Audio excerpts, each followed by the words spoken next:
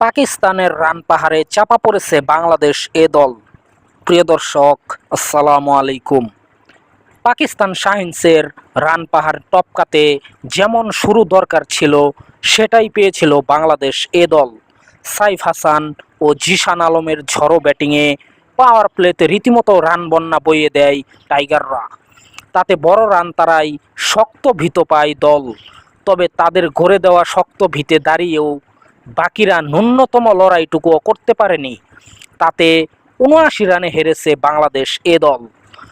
ডারউইনে toss জিতে আগে bat করতে নেমে নির্ধারিত ২০ ওভারে ৪ উইকেট হারিয়ে ২২৭ রান করেছে পাকিস্তান শাহিনস।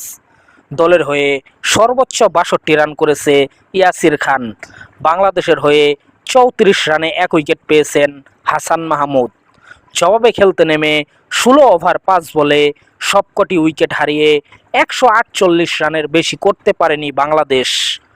২২৮ রানের লক্ষ্য তারাই ইনিংসের প্রথম ওভারেই অভিজ্ঞ নাইম শেখকে হারায় বাংলাদেশ।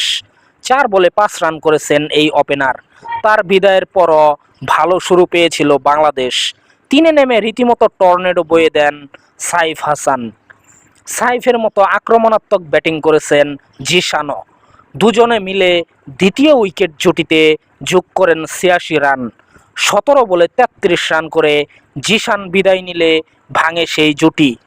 দারুণ ব্যাটিংয়ে ব্যক্তিগত ৫০ তুলে নেন সাইফ হাসান। সব মিলিয়ে ৩২ বলে ৫৭ রান করেছেন এই টপ অর্ডার ব্যাটার।